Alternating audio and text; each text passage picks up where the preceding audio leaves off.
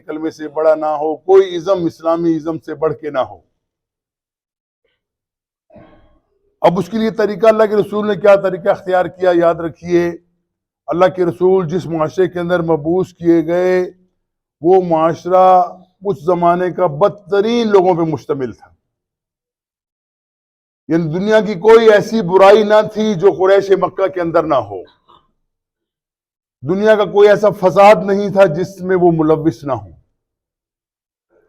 اللہ کے رسول کی پیدائش ہوتی ہے، اللہ سبحانہ و تعالیٰ اپنے رسول کو محفوظ اور معصوم بناتے ہیں، ہر قسم کی برائیوں سے، ہر قسم کی لغزشوں سے، کوتاہیوں سے، کمزوریوں سے اللہ کے رسول کو پاک کیا جاتا ہے۔ رسول اللہ صلی اللہ علیہ وسلم بھی اسی معاشرے کے اندر پروان چڑھتے ہیں، معاشرے کی اٹھان دیکھتے ہیں اور کڑتے ہیں کہ کیا ہو رہا ہے، یہ لوگ کیا کر رہے ہیں۔ جو طاقتور ہے وہ اپنے طاقت کے گھمنڈ کے اندر اتنا بڑھا ہوا ہے کہ وہ کسی کو پہچانتا نہیں، کسی کو گردانتا نہیں، جو جی چاہے کرتا ہے۔ ظلم کی انتہا ہے، اس ظلم کے اندر غریب، مسکین، لاچار، بیوہ، یتیم پستے ہیں۔ غلامی کا دور دورہ ہے، غلام کے اوپر ظلم کیا جاتا ہے، کوئی پوچھنے والا نہیں ہے، استحصال کیا جاتا ہے لوگوں کا۔ جو جس کے قابو آ گیا اس کو وہ خوب رگڑا لگانے کی کوشش کرتا ہے کہ میں تمام اپنی زندگی کے تمام جو صورتیں ہیں اس کے اوپر پوری کر دوں کہ میں بھی اپنی طاقت رکھتا ہوں۔ رسول اللہ صلی اللہ علیہ وسلم اسی معاشرے کے اندر آتے ہیں، دیکھتے ہیں، اس کے بعد انہی لوگوں میں اپنے 40 سال گزارتے ہیں، لیکن زندگی کیسی ہے؟ انتہائی پاک زندگی ہے۔ پورے مکہ کے اندر سب سے زیادہ محترم، سب سے زیادہ مکرم، سب سے زیادہ عزت والا شخص اگر کوئی کہا جاتا ہے تو وہ محمد ہے بن عبداللہ۔ ابھی تک وہ نبی نہیں بنے، رسول کا اعلان نہیں ہوا، لیکن ان کی زندگی چلتا پھرتا نمونہ ہے ایک بہترین سلیم الفطرت شخص کی طرح۔ اس حد تک کہ اگر کبھی کوئی جھگڑا بھی ہو جاتا ہے، آپ کو معلوم ہے وہ قبائل ایسے تھے کہ چھوٹی چھوٹی باتوں پہ لڑنا شروع کر دیتے، قتل و غارت ہوتا، سالوں پہ وہ معاملہ چلتا، ان کی لڑائیاں کبھی ختم نہیں ہوتی۔ جہالت کا دور تھا، اور پھر ان کو زوم یہ تھا کہ ہم دین ابراہیمی پہ ہیں۔ وہ فخر کرتے تھے کہ ہم ابراہیم کے اولاد میں سے ہیں، ابراہیم کے دین کے اوپر ہیں، چاہے جائے کہ ابراہیم کی دعوت کا جتنا وہ راستہ ہے وہ ان سے قطعی طور پہ مختلف۔ دین ابراہیم کیا تھا، ابراہیم کی دعوت کیا تھی علیہ الصلوۃ والسلام، کہ دنیا کے اندر کسی شخص کو اللہ سے اوپر نہیں گرداننا، اللہ کی توحید سب سے بڑھ کے ہے۔ انہوں نے اپنی زندگی کے اندر یہ ثبوت پیش کر دیا۔ جب اللہ تعالیٰ ان کو آزماتا ہے مختلف ہیرو طریقوں سے، ابراہیم علیہ الصلوۃ والسلام ہر محاذ کے اوپر، ہر آزمائش کے اندر بالکل پورا اترتے ہیں، اور پھر یہ سرٹیفکیٹ بھی حاصل کرتے ہیں کہ اللہ تعالیٰ فرماتا ہے کہ یہ میرا بندہ مشرکوں میں سے نہیں۔ بہت عظیم قسم کا یہ وہ شرف ہے، یہ سرٹیفکیٹ ہے جو اللہ سبحانہ و تعالیٰ کی طرف سے ابراہیم علیہ السلام کو ملتا ہے۔ تو یہ لوگ یہی سمجھتے تھے کہ ہم دین ابراہیمی پہ ہیں، اور حال ان کا کیا تھا کہ انہوں نے عرب کے تمام بڑے بڑے جو بزرگ تھے، گزشتہ لوگ تھے، ان کے بت بنا کے کعبہ کے اندر رکھے ہوئے تھے۔ وہ بت اصل میں صرف عبادت کے لیے نہیں تھے، بلکہ وہ تمام قبائل کے یرغمال ان کے بزرگ تھے جن کو رکھا جاتا تھا، تاکہ وہ سال کے بعد ایک مرتبہ آئیں، ان کا طواف کریں، ان کے سامنے ڈنڈوت پیش کریں، ان کے سامنے جھکیں، ان کو سجدہ کریں، ان کو پوجیں، اور سب سے بڑی بات کہ ان کو اپنے چڑھاوے چڑھائیں، ان کو پیسے دیں، اپنی منتیں ان کے اوپر منوائیں، تاکہ وہ سمجھیں کہ ہماری آخرت بہتر ہو جائے۔ رسول اللہ صلی اللہ علیہ وسلم اسی معاشرے کے اندر آتے ہیں، وہ دیکھتے ہیں کہ خانہ کعبہ کے اندر بت بھرے پڑے ہیں، لیکن اللہ کے رسول یہ دیکھتے ہوئے پریشان یقیناً ہوتے، کیا کیا جائے، کیسے معاملہ کریں، کیوں غیر اللہ کی عبادت کرتے ہیں۔ جب نبوت کا اعلان ہوتا ہے، رسول اللہ صلی اللہ علیہ وسلم نبوت کا اعلان کرتے ہیں، اور نبوت کا اعلان بھی وہ صفحے کے اوپر پہاڑی پہ چڑھ جاتے ہیں، وہاں سے اعلان کرتے ہیں کہ آؤ میں تمہیں ایک بات بتاؤں، ایک بہت بڑے خطرے کی بات تمہارے سامنے میں رکھنا چاہتا ہوں۔ تمام لوگ اکٹھے ہو کے آ جاتے ہیں۔ عرب کا معاملہ یہ تھا، کوئی ایسی گہانی کیفیت ہوتی، کوئی ہنگامی کیفیت ہوتی، صورت ہوتی، کوئی مصیبت ہوتی، کوئی جنگ کا معاملہ ہوتا، کوئی لشکر حملہ کرنے والا ہوتا، تو کوئی ایک بندہ وہ پہاڑ پہ چڑھا ہو جاتا، برہناؤں کی آوازیں لگاتا، لوگ اکٹھے ہو جاتے. لیکن آج نعرہ لگانے والا، بلا دینے والا، ندا دینے والا وہ محمد بن عبداللہ صلی اللہ علیہ وسلم کی ذات، جس کے بارے میں سب کہتے ہیں کہ یہ شخص ہمارے ساتھ 40 سال گزارے شخص نے آج تک کسی شخص نے ان کو غلط بیانی کرتے ہوئے نہیں دیکھا. آج تک کسی شخص نے ان کو کسی کے اوپر ظلم کرتے نہیں دیکھا. ان کا طرز عمل کیا ہے کہ سچے ہیں، امین ہیں. لقب ان کو دے دیا گیا کہ یہ الصادق والامین. اور صفت کیا ہے؟ ہر غریب کے سر پہ ہاتھ رکھنے والے ہیں، ہر یتیم کے سر پہ ہاتھ رکھنے والے ہیں، بیواؤں کی خدمت کرنے والے ہیں، محتاج مسکین لوگوں کے اوپر سب سے زیادہ ہمدرد مکہ کے اندر یہی دینے کے جاتے ہیں. محمد نے آواز لگائی، آؤ لوگوں میں تمہیں بتاؤں ایک بہت بڑا طوفان، ایک بہت بڑا فتنہ تمہارے اوپر آنے والا ہے. لوگ اکٹھے ہو گئے. اللہ کے رسول ان کے آئیڈیل تھے، یاد رکھیے. تمام قریش کے سردار جو ان کے چچا بھی تھے، زیادہ تر ان کے چچا سردار تھے. اس میں عتبہ ہے، شیبہ ہے، ابو لہب ہے، ابو طالب ہیں، اور حشام بن عمر ہیں. یہ تمام ان کے چچا ہیں. سب اکٹھے ہو گئے. محمد نے بلایا، یقیناً کوئی عجیب بات ہوگی، ضرور پہنچے. اللہ کو اکٹھے ہو گئے. اللہ کے رسول صلی اللہ علیہ وسلم فرماتے ہیں کہ اے لوگو، میں نے زندگی تمہارے درمیان گزاری ہے، تم نے مجھے کیسا پایا؟ یک زبان کہتے ہیں ہم نے آپ کو صادق اور امین پایا، ہر معاملے کے اندر عدل کرنے والا پایا.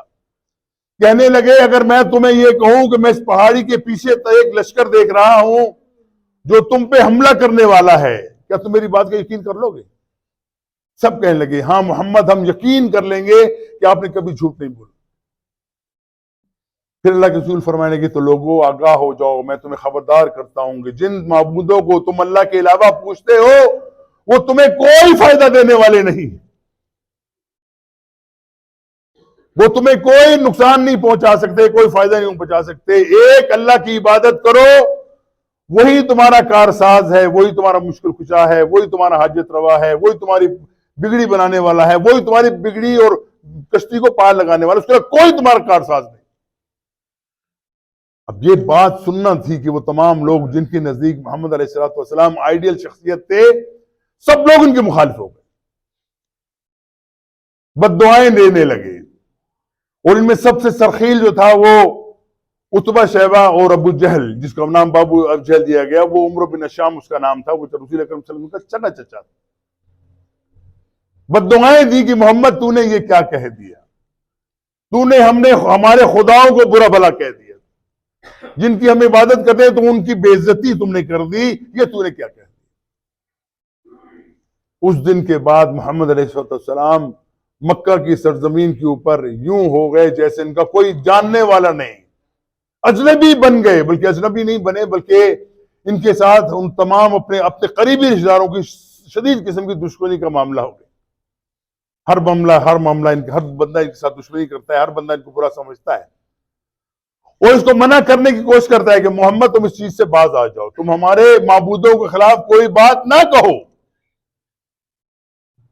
نیکی کرتے ہو کرتے چلے جاؤ، لیکن ہمارے معبودوں کے خلاف تم بات نہ کرو. یہ ہمارے پالنہار ہیں، ان کی وجہ سے ہمارا روزی کا دھندا چلتا ہے، اگر یہ نہ ہو ہم بھوکے مر جائیں. تو مقصد کیا ثابت کیا ہوا؟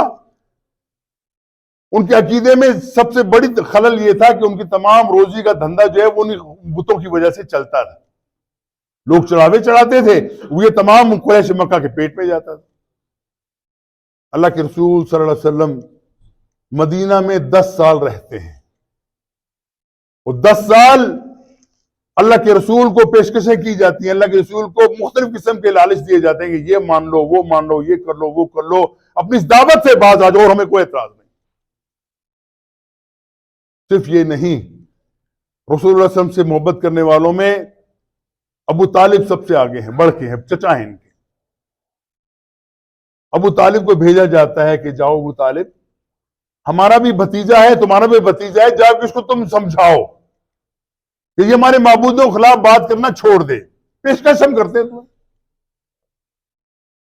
ابو طالب جاتے ہیں ایک رشتہ احترام کا ہے ان کے درمیان۔ ابو طالب کہتے ہیں محمد میں 3 چیزیں تمہارے پاس پیشکش لے کے آیا ہوں، اگر تم تینوں چیزیں مان لو ہمارے قریش کی قوم کے اندر جو فتنہ بنا ہوا ہے یہ ان سے بچ جائیں گے، تمام قبائل ہمارے اوپر حاوی ہو جائیں گے، اگر آپس میں ہم لڑ پڑے تمام وہ لوگ جو ہمارے دشمن ہیں وہ ہمارے اوپر ٹوٹ پڑیں گے۔ وہ کیا چیزیں پیشکش کیا تھی؟ کہنے لگے محمد اگر تم چاہو تمہیں اب اپنا ہم سردار بنا لیتے ہیں، پورے قریش کا سردار تمہیں مقرر کر دیتے ہیں، جو تم کہو گے تمہاری بات مانیں گے، ہم تمہارے مطیع ہو کر رہیں گے، تمہاری حکم ماننا ہمارے لیے فرض ہوگا، شرط وہی ہے کہ تم ہمارے معبودوں کو برا کہنا چھوڑ دو۔ نمبر 2، اگر تم چاہتے ہو کہ تمہیں مال چاہیے، دولت چاہیے، جتنا مال چاہیے ہم تمہیں تمہارے قدموں میں پیش کر دیتے ہیں، تم ہمارے سردار بھی ہو اور ہمارے تمام جائیداد اور مال کے مالک بھی تمہیں بنا دیتے ہیں، تم یہ کام چھوڑ دو۔ تیسرا فرمایا، تیسرا کہا گیا کہ اگر تم چاہتے ہو، تمہاری خواہش ہے، کسی گھرانے میں شادی کرنا چاہتے ہو، انگلی رکھ دو تم بس، ہم تمہاری شادی وہاں کروا دیں گے، لیکن کیا کرو، اس دعوت کو جو تم لے کے چلو اس کو چھوڑ دو۔ اب دیکھیے ایک شخص کو اگر صدارت مل رہی ہے تو بڑی سوچ کی بات پیدا ہوتی ہے۔ اگر تمہیں کوئی کہے کہ تم نے جو کام کروانا ہے معاشرے کے اندر تمہاری بات مانی جائے گی، تمہیں صدر بنا دیتے ہیں، پریزیڈنٹ بنا دیتے ہیں، یہاں پہ تم آؤ، کہے گا بڑا اچھا موقع ہے، میں اپنی دعوت پھیلاؤں گا، جن کو میں کہوں گا میری بات مانیں گے، لیکن شرط کیا تھی؟ ہمارے معبودوں کو برا نہیں کہنا۔ رسول اللہ صلی اللہ علیہ وسلم یہ اپنے چچا کی بات سنتے ہیں اور کہتے ہیں چچا آپ نے مجھ سے 3 باتیں کہی ہیں، لیکن میں اللہ کی قسم کھا کے کہتا ہوں اگر میرے ایک ہاتھ پہ سورج رکھ دو، دوسرے ہاتھ پہ چاند رکھ دو، دنیا کی بادشاہت مجھے دے دو، میں ایک ذرہ برابر سرے منہ میں اپنی دعوت سے پیچھے ہٹنے والا نہیں۔ توحید کی دعوت میرے ذمہ ہے، میں اس سے پیچھے ہٹنے والا بالکل نہیں۔ آج ہم سوچتے ہیں نا کہ ہمارے پاس اقتدار، آج ہم سب کچھ کر لیں گے۔ یاد رکھو مدینہ کی ریاست کی بنیادی چیزیں ہم بھول جاتے ہیں کہ مدینہ کی ریاست قائم کیسے ہوئی تھی۔ مدینہ کی ریاست کی بنیادوں کے اندر جو خون بہایا گیا تھا، جو مصیبتیں جھیلی تھی اللہ کے رسول اور ان کے ساتھیوں نے، وہ ہمیں یاد نہیں رہتی۔ مدینہ کی ریاست آسانی سے نہیں بنی تھی بھائی، اتنا آسان کام نہیں تھا کہ آئے دعوت دی اور تمہیں حکم مل گیا، تم جا کے سردار بن کے بیٹھ گئے، تمہیں سب چیزیں مل گئی۔ بڑا ایک لمبا قصہ ہے، کہانی ہے، مصیبتوں کا ایک انبار ہے، پہاڑوں کا مصیبتوں کا ایک پہاڑ ہے، جس کو گزرنے کے بعد اللہ سبحانہ و تعالی نے مسلمانوں کو یہ اس حد تک پہنچایا تھا کہ جاء الحق وزهق الباطل ان الباطل کان زہوقا، کہ حق آ گیا، باطل مٹ گیا، باطل مٹنے ہی کے لیے ہوتا ہے۔ اس کے پیچھے کیا ہوا وہ دیکھیے آپ، بڑے سے بڑی پیشکش کو ٹھکرا دیا۔ اللہ کے رسول کے ماننے والے چند لوگ، پسے ہوئے لوگ، کچھ غلام ہیں، کچھ بچے ہیں، کچھ نوجوان ہیں، کچھ عمر رسیدہ لوگ بھی ہیں، اللہ کے رسول کے ہمزول بھی ہیں، اس کے ایک عمر کے بھی ہیں، ابوبکر صدیق جیسے ہیں، بچوں میں علی ہیں، جوانوں میں عثمان ہیں، نوجوانوں کے اندر مصعب بن عمیر ہیں، یاسر بن عمار ہیں، خباب بن ارت ہیں۔ یہ لوگ وہ ہیں جو اللہ کے رسول کے دست و بازو بنے ہیں۔ اللہ کے رسول اس دعوت کو لے کے چلتے ہیں، تمام چیزوں کو ٹھکراتے ہوئے اپنی دعوت کے اوپر ان کا ارتکاز ہے کہ میں نے صرف ایک بات کرنی ہے کہ جو شخص اللہ کے ساتھ شرک کرتا ہے اس کو شرک سے منع کرنا ہے، منت بھی کرنی ہے، زاری بھی کرنی ہے، ان کی ٹھوڑی کو بھی ہاتھ لگانا ہے کہ تم خدا کے لیے اس چیز سے باز آ جاؤ، شرک سے باز آ جاؤ۔ رسول اکرم صلی اللہ علیہ وسلم کی زندگی کا جائزہ لو بھائیو، جب تک یہ مرحلہ طے نہیں کرو گے کبھی تمہارا اسٹیٹ کبھی قائم ہو نہیں سکتا۔ رسول اللہ صلی اللہ علیہ وسلم نے یہ دعوت کو پھیلایا پوری مکی زندگی کے اندر، صرف ایک دعوت، یا ایھا الناس قولوا لا الہ الا اللہ تفلحوا، اے لوگو لا الہ کہہ دو فلاح پا جاؤ گے۔ تملک العرب والعجم، عرب اور عجم کی بادشاہ تمہارے قدموں میں ڈال دی جائے گی، اس عقیدے کی ضمن کے اندر، نتیجے کے اندر، جو تم کہو گے کہ ہم صرف ایک اللہ کو ماننے والے۔ یہ کتنا آسان تھا کام یہ ہونا کہ ہم صرف آوازیں لگائیں گے، نعرے لگائیں گے اور ریاست قائم ہو جائے گی؟ نہیں بھائی، بڑی محنت لگی، اور کیسی تربیت کیسی کی، ایک ایک شخص کی تربیت کی. لیکن تربیت کے اندر ایک چیز یاد رکھیے, بہت بڑا فلسفہ, بہت بڑی ترکیز, بہت بڑی دعوت قیامت تک کے اللہ کے رسول ہمیں دے کر گئے, وہ نمونہ بنا کے. اس کو بعد ہم نہیں مانتے, ہم جانتے نہیں, ہمیں معلوم نہیں. جو مسلمان نہیں ہیں انہوں نے اللہ کے رسول کی زندگی کا مطالعہ کیا تو اس نتیجے پہ پہنچے کہ کسی علاقے کے اندر کوئی انقلاب اگر تمہیں لانا ہے تو اللہ کے رسول کی طرف دیکھو گے. یہ بات کس نے کہی؟ گاندھی نے کہی. گاندھی سے کہا گیا تم انقلاب لانا چاہتے ہو, کیا کیسے, تمہارا کیا طریقہ, مطمئن نظر کون ہے, کیسے لاؤ گے تم؟ کہتے تمہیں معلوم نہیں, مکہ کے اندر ایک شخص اٹھا تھا, اس معاشرے کے اندر توحید کی دعوت لے کے چلا تھا, اس نے جو دعوت پیش کی تھی, جو طریقہ اختیار کیا تھا, اس طریقے کے علاوہ کوئی طریقہ نہیں ہے کہ ہم اپنے یہاں پہ کوئی اسٹیٹ قائم کر سکیں. وہ دعوت کیا تھی؟ کلمہ حق تمہارے منہ سے جاری ہو, باطل کے ساتھ کوئی تعاون تمہارا نہ ہو, لیکن کسی باطل کی گردن پکڑنے کے لیے بھی تم جانو, خاموشی سے اپنی دعوت پھیلاتے جاؤ, اس کے نتیجے میں تم پہ ظلم ہوتا ہے, صبر کرو, سہ جاؤ, اپنے ہاتھ بھی مت اٹھاؤ. مگر یاد رکھیے یہ مستقل کا معاملہ یہ نہیں ہے ہمیشہ ہمیشہ, اور اس کی مثالیں ہمارے سامنے ہیں. کہنے لگے کہ ہماری ماتا ہے, ان کے ہندوؤں کو پتہ ہے ہزاروں ان کے دیوتی دیویا سب کو وہ اپنا خدا مانتے ہیں. سول نافرمانی کی تحریک چلائی ان انگریزوں کے خلاف کہ ہم حکومت کی کوئی بات ماننے کو تیار نہیں ہے, لیکن ہاتھ نہیں اٹھاتے, تشدد نہیں کرتے, توڑ پھوڑ نہیں کرتے, کسی گردن پکڑنے کی کوشش نہیں کرتے, ہم نے صرف نمک بنانا ہے. نمک بنانے کی تحریک چلا دی انہوں نے. تاریخ میں واقعی چیزیں موجود ہیں. انگریزوں کا سر نگوں کیا گیا, سکھوں کی تحریک چلتی ہے, ان کا بھی حال یہی ہے جو قرآن کہتا ہے کفو ایدیکم, اپنے ہاتھوں کو باندھ کے رکھو, حق بات کہتے رہو, ہاتھوں کو باندھ کے رکھو, اپنی مدافعت میں بھی ہاتھ میں اٹھاؤ. الگ کر کے دکھایا. سکھوں نے بھی یہی کام کیا. خالصہ نکلتا ہے, 10 بندے, 15 بندے, 50, 100 بندے ہاتھ بندے ہوئے نکلتے ہیں, ان کو پیٹا جاتا ہے, مارا جاتا ہے, خالصہ نے اس کو خون سے نیچے گر کے مر جاتے ہیں, لیکن ہاتھ نہیں اٹھاتے. کس سے سیکھا یہ؟ رسول اکرم صلی اللہ علیہ وسلم سے سیکھا یہ. آپ سوچئے نا, جس معاشرے کے اندر عمر جیسا وہ شخص موجود ہو, اس معاشرے کے اندر آل یاسر کو ظلم کیسا کیا جائے کہ ان کو مارا جائے, اور انتہا درجے کا ظلم کیا جائے, اور انتہا ظلم کی یہ ہو کہ سمیہ کی ٹانگوں اور بازوؤں کے اندر اونٹوں کو باندھ کے ان کو دوڑا کے جسم کے چیتڑے کر دیے جائیں. مسلمان موجود ہیں, محمد موجود ہیں صلی اللہ علیہ وسلم, عمر موجود ہیں, لیکن تعداد میں کم ہیں. اللہ کے رسول کیا فرماتے ہیں, کیا کہتے ہیں؟ ابو جہل کا گلا پکڑ لو, مارو اس کو, بدلہ لو. نہیں, کیا کہا؟ اصبروا علی یاسر ان موعدکم الجنہ. آل یاسر صبر کرو, تمہیں اس کا بدلہ جنت کی صورت میں دیا جائے گا, صبر کرو. یہ وہ بہت بڑی انقلاب کی بہت بڑی تحریک ہے, بہت بڑا فلسفہ ہے, جس پہ چل کے اللہ کے رسول صلی اللہ علیہ وسلم نے امت کو بیدار کیا, مسلمانوں کی تربیت کی, اور ایک ایک بندے کو پختہ کر کے کندن بنا دیا. جب یہ تربیت ہوتی ہے 10 سال, مسلمان اس طریقے سے اپنی محنت کرتے ہیں, قربانیاں دیتے ہیں, کس کا ذکر کیا جائے آپ کے سامنے؟ آل یاسر کا بتا دیا, بلال کا بتاؤں, خداب بن مرث کا بتاؤں, مصعب بن عمیر کا بتاؤں, کس کا بتاؤں اللہ کیسی تربیت کی.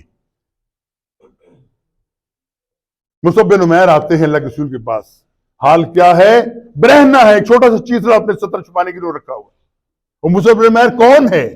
وہ شخص ہے جب مکہ سے کسی گلی سے گزر جاتا ہے لوگ پہچان جاتے ہیں میں سے مصعب بن ہے. وہ خوشبوئیں ان سے اتنی آتی, شام سے ان کے کپڑے چھل کے آتے, ان کے اعلیٰ قسم کی خوشبوئیں لگا کے وہ پھرنے والا نوجوان. لیکن جس وقت وہ مسلمان ہوتا ہے, کلمہ پڑھتا ہے, باپ اس کا فوت ہو چکا ہے, چچے کے گھر میں یہ پلتا ہے, چچا اس کا بڑا امیر آدمی ہے, کہتا ہے کہ چچا میں نے اسلام قبول کیا, میں محمد کا ساتھی بن گیا. کہتے رک جاؤ, روک دیا. تو کہاں جا رہا ہے؟ بولے محمد کے پاس جا رہا ہوں. یہ تم نے جو کپڑے پہنے ہوئے شان شوکت والے, یہ میں نے دیے ہوئے, تمہارے نزدیک میں مشرک ہوں, اتار کے جاؤ. کپڑے اتروا دیے, بہنا کر کے بھیج دیا.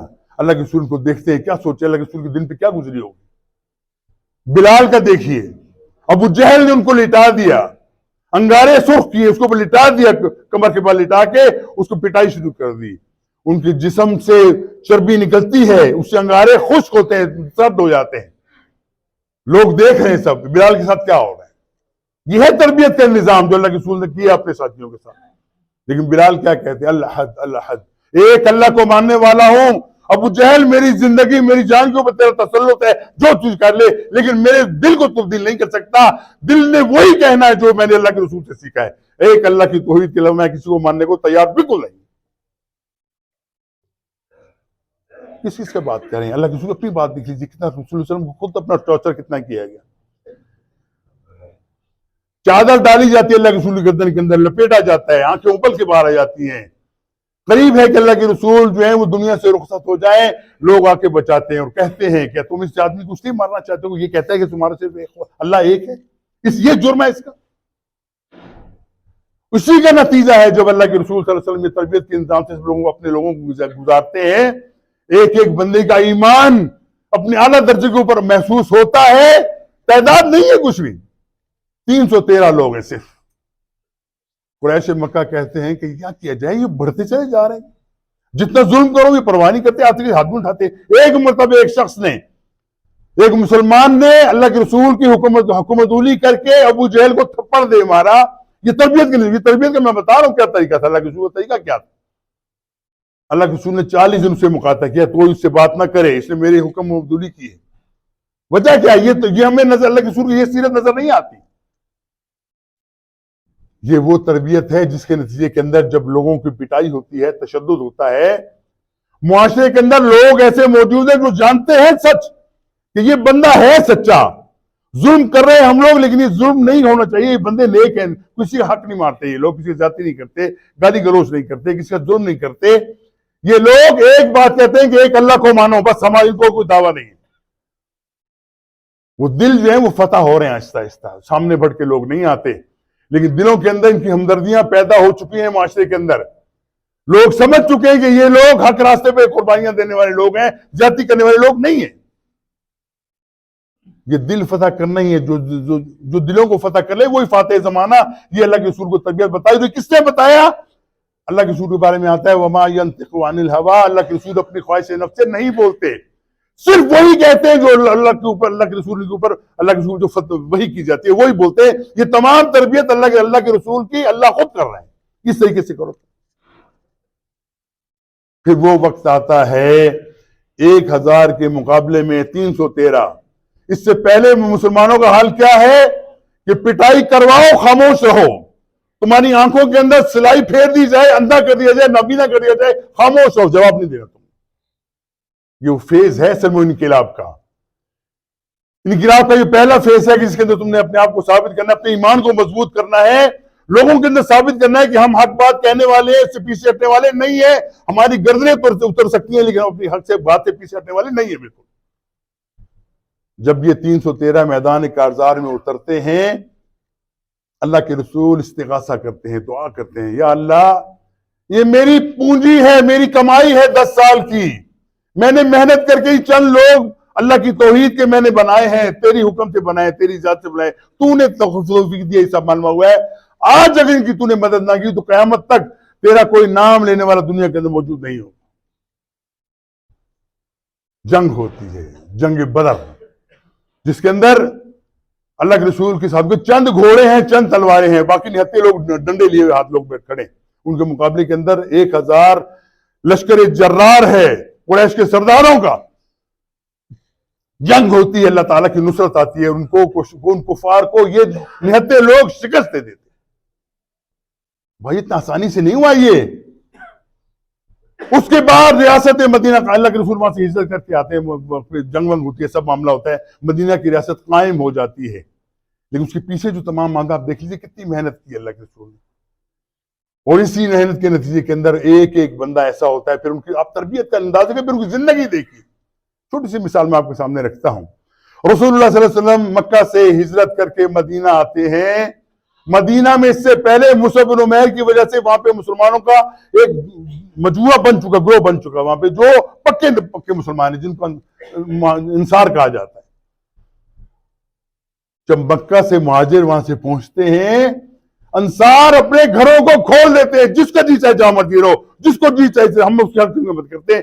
وہ اخوت کا، بھائی چارے کا وہ نمونہ دیکھنے کو ملتا ہے جو تاریخ میں کبھی نہیں دیکھا، نہ قیامت تک کوئی دیکھ سکے۔ بندہ دکان میں بیٹھا ہے، بتا بھائی تو میرا بھائی ہے، ہجرت کر کے آئی، آدھی دکان تیری، اور ایسا بھی ہوا ایسا بھی تاریخ نے دیکھا کہ ایک بندے کی 2 بیویاں تھی، کہتا میں ایک کو طلاق دیتا ہوں، میرا ماجر بھائی سے شادی کر لے، یہ بھی کر کے دکھایا۔ یہ وہ محبت کا انداز پیدا کیا۔ یہ کیسے پیدا ہوا؟ اس کے پیچھے قربانیاں تھی، بہت بڑی قربانی ہے، خون دیا گیا، بھوک و پیاس سہی گئی، اللہ کے رسول کی بیٹیوں کو طلاقیں ہوئی، اللہ کے رسول کو فاقہ کشی کرنی پڑی، 3 سال شعیب ابی طالب کے اندر بند رہے۔ اس کے نتیجے کے اندر اللہ تعالیٰ نے یہ ہمیں بتایا، اور یہ بتایا کہ اگر تم جب بھی قیامت تک دین کی، اگر تم اقامت کے لیے، دین کی سربلندی کے لیے، اللہ کے دین کو غالب کرنے کے لیے محنت کرنا چاہو گے، نمونہ یہی ہے تمہارے پاس، طریقہ یہی، ایسے کرو۔ وہ طریقہ کیا ہے کہ مسلمان جو کلمہ پڑھتا ہے اس کو کلمے کی حقیقت بتلاؤ، کلمے کا مفہوم بتلاؤ، کلمہ پڑھنے کے بعد اس کے اوپر جو چیزیں واجب و ضروری ہوتی ہیں ان سے آگاہ کرو، ان کی تربیت کرو۔ اس کی تربیت سے سب سے بڑا معاملہ توحید کے بعد ان کے رزق کے دھیان کرو کہ بندہ کھاتا کیا ہے، کماتا کہاں سے ہے، لیتا کہاں سے ہے، بود و باز کیسی رکھتا ہے، اور اللہ کے احکامات کے اوپر کتنا چلتا ہے۔ یہ تربیت جب کرو گے، جب جمعیت آ جائے گی تمہارے پاس، اللہ تعالیٰ کی نصرت تب آئے گی۔ اذا جاء نصر اللہ والفتح ورأیت الناس يدخلون فی دین اللہ افواجا۔ تم نے دیکھا نہیں جب فتح آ گئی، جب نصرت آ گئی، لوگ اللہ کے دین کے اندر فوج در فوج داخل ہوئے۔ یہ وہ طریقہ جو ہمارے پاس ہو کے رہے گا، اور اس کے علاوہ کوئی طریقہ نہیں۔ جب تک آپ شرک سے لوگوں کو نہیں بچاتے، توحید سے آگاہی نہیں کرتے، یہ سمجھو کہ ہم کوئی مدینہ کی ریاست قائم کر لیں گے، اپنے آپ کو تو دھوکہ دے سکتے ہو لیکن اللہ کو دھوکہ نہیں دے سکتے جب تک جمعیت تمہارے پاس موجود نہ ہو۔ بھائیو، اصل توجہ اس طرف ہونا چاہیے اپنی کہ توحید کے اوپر ایک معاشرہ قائم کیا جائے، توحید کی بنیاد کے اوپر ایک معاشرے کے اندر گریڈیشن کی جائے کہ یہ بندہ کتنا اللہ کا محبوب ہو سکتا ہے، اس کی نظر دیکھو، اس کا نظریہ دیکھو، اس کا عمل دیکھو، تب تمہیں پتہ چلے گا کہ اللہ کے رسول صلی اللہ علیہ وسلم کی تربیت کے نتیجے کے اندر جو لوگ پیدا ہوئے ان کا ایمان کتنا مضبوط۔ اب ان لوگوں کے لیے اپنی جان قربان کرنا کوئی چیز نہیں ہے۔ کیا کہتے ایک صحابی، جب ان کو لٹکایا گیا سولی کے اوپر، ان کی آنکھوں میں سے آنسو آ گئے تو کفار کہنے لگے بس، محمد کے ساتھی بنتے تھے تم، آج موت نظر آئی تو رونا شروع کر دیا تم نے۔ وہ کہنے لگے رب کعبہ کی قسم، میں اس وجہ سے نہیں رویا کہ میری جان جانے والی ہے، میں اس وجہ سے رویا کہ میں ایک جان دے کے جا رہا ہوں، میری 1000 جانیں بھی ہو میں قربان کر دوں گا، اللہ کی توحید کے اوپر میں پیچھے ہٹنے والا نہیں۔ اور کیا کہتے فزت برب الکعبہ، نعرہ لگاتے، جو قتل بندے ہوتا بندہ نعرہ لگاتا میں کامیاب ہو گیا، اللہ کے رب کی قسم میں کامیاب ہو گیا، کہ میری کامیابی کیا ہے کہ مجھے جنت دکھ رہی ہے سامنے۔ یہ ایمان پیدا کرو گے تب معاملہ چلے گا آگے، خالی باتیں کرنے سے نہیں ہوگا معاملہ۔ یہ ایمان پیدا کرو گے، ایمان کے نتیجے کے اندر اپنے پیٹ کا خیال کرو گے، اپنے معاشرت کا خیال کرو گے، حقوق العباد کا خیال کرو گے، لوگوں کے حقوق ادا کرو گے، وہ نتیجہ تمہارے سامنے آئے گا تو پھر اللہ کی نصرت تمہارے اوپر آئے گی، اس کے بغیر نصرت نہیں آتی کبھی۔ ہاں یہ بات رہتا ہے کہ آپ وہ چیز جب تک میں نہیں کہتا باقی جو ہمیں اوپر جو بھی ہمارے اوپر آ کے سوار ہو جائے ہوتا جائے، نہیں، یہ طریقہ نہیں۔ آپ کو دیکھنا پڑے گا کہ معاشرے کے اندر جو لوگ آپ کے اوپر ظلم کرنا چاہتے ہیں، آپ کو اپنے دین سے پھیرنا چاہتے ہیں، ان کی بھی نگہداشت اور دیکھنا ضرور پڑے گا آپ کو، کیا کر رہے ہیں وہ لوگ، ان کی پیش بندی کرنا پڑے گی آپ۔ لیکن اصل کام کیا ہے؟ شرک سے اپنے آپ کو بچاؤ، شرک کی توحید کی دعوت دنیا کے اندر دو، اس شرک کی بنیاد پر معاشرہ قائم کرو، غیر اللہ کی معبودیت سے سب لوگوں کو منع کر دو، پیار سے کرو، محبت سے کرو، منتیں کر کے کرو، لیکن منع کرو گے تب معاملہ ہوگا۔ اسی کے پیچھے اللہ کے رسول کا تمام طریقہ ہمارے سامنے نظر آتا ہے۔ اس کا نتیجہ کیسے نکلتا ہے اور کیسے نکلے گا انشاءاللہ اگلے جمعے میں بیان کروں گا، لیکن حقیقت یہی ہے بھائیو، جب تک ہم شرک سے نہیں بچتے، سب سے بڑی برائی شرک، سب سے بڑی برائی شرک، سب سے بڑا گناہ شرک، سب سے بڑا عذاب جو دنیا کے اندر آتا ہے وہ شرک کی وجہ سے آتا ہے کہ ہم اللہ کو چھوڑ کے کسی اور کی طرف جھک جھکاتے ہیں، اللہ کو چھوڑ کے کسی اور کی طرف ہم سمجھتے ہیں کہ اس سے امیدیں رکھتے ہیں۔ یہی تو بتایا علامہ محمد نے کیا بات تھی، بتوں سے تجھ کو امید خدا سے نا امیدی، بتوں سے تجھ کو امید خدا سے نا امیدی، مجھے بتا تو صحیح اور کافری کیا ہے۔ ہم اللہ سے نہیں ڈرتے ہیں، اللہ تو پتہ نہیں آئے گا، دیکھی جائے گی، مریں گے، حساب ہوگا، توبہ کر لیں گے۔ ہمیں دیکھنا ہے آج کل ہمارے حالات جو چل رہے ہیں اس کو دیکھیں ہم کتنا حاصل کر سکتے ہیں، یہ ہے اصل ہمارا مسئلہ۔ اگر دل کے اندر اللہ کی اہمیت پیدا ہو گئی، توحید ہمارے دلوں کے اندر جاگزی ہو گئی، ہماری زندگی کا چلن توحید کے مطابق ہوا، یقین کرو سب چیزیں آسان ہو جائیں گی، ورنہ ہزار مشکل ہمیں گھیریں گی اور ہمیں راستہ سجائی نہ دے گا۔ اللہ سے دعا ہے کہ ہمیں اللہ کے رسول کی سیرت کو سمجھنے کی توفیق عطا فرمائے، جس کی وجہ سے پوری دنیا کے اندر لوگ اللہ کے رسول کی سیرت کو دیکھ کے انہوں نے انقلاب برپا کیے ہیں۔ مثال ہمارے سامنے انشاءاللہ اگلے جمعے میں آپ کو مزید مسائل دوں گا، کیا کیسے ہوا اور یہ طریقہ کیسے تھا، اور کتنا بڑا یہ فلسفہ ہے کہ ظلم سہو، برداشت کرو، کچھ بھی مت کرو، کہ تم حالت دعوت کے اندر ہو، تمہارے پاس ابھی لڑنے کی اجازت تمہیں نہیں ہے، ابھی تک تم صرف حق بات کہنی ہے، اپنے آپ کو سیکریفائز اگر کرتا ہے تو ہو تو تم قربانی تمہیں دینی پڑتی، دیتے جاؤ، اللہ ایک دن آئے گا کہ اللہ تمہیں کہے گا کہ تمہارے ہاتھ کھول دیے گئے، آج تم جاؤ، جو شخص تمہارے ساتھ ظلم کرتا ہے، ظلم کا پتہ، اس کو ظلم سے روکو۔ اور کیا کہا، مسلمان وہ ہے جو ظالم کی مدد کرتا ہے، انسان خواہ کا ظالم اور مظلوم، اور اپنے دوست کے، اپنے بھائی کی مدد کرو، چاہے وہ ظالم ہو چاہے مظلوم ہو۔ صحابی نے پوچھا یا رسول اللہ، ہمیں یہ تو سمجھ آتا ہے کہ مظلوم کی مدد کی جائے، لیکن ظالم کی کیسے مدد کی جائے؟ ظالم کی مدد کرنے کا کیا مطلب؟ کہا نا کہ اپنے اس بھائی کی مدد کرو جو ظالم ہو یا مظلوم ہو، دونوں کی مدد کرو۔ مظلوم کی سمجھ آتی ہے تو ظالم کی مدد کیسے کریں؟ کہا کہ اس کو ظلم سے روک دو، اور دنیا کے اندر سب سے بڑا ظلم شرک ہے، وہ ان الشرک لظلم عظیم، سورہ لقمان کے اندر اللہ تعالیٰ فرماتا ہے کہ سب سے بڑا شرک جو ہے نا، ظلم جو ہے وہ شرک۔ اللہ ہمیں شرک سے بچائے۔ شرک اتنی اہمیت ہے، اتنی اس کی کہتے ہیں کہ وہ اتنا گہری اس کی نظر ہوتی ہے، شرک مشرکی کو بندہ دیکھ سکتا، لیکن ہم شرک کو سمجھیں گے کیسے؟ توحید جانیں گے تو شرک سمجھیں گے، توحید نہ سمجھی شرک نہیں سمجھ جائے گا۔ اللہ سے دعا کہ عمل کو توفیق عطا فرمائے، وآخر دعوانا الحمدللہ رب العالمین۔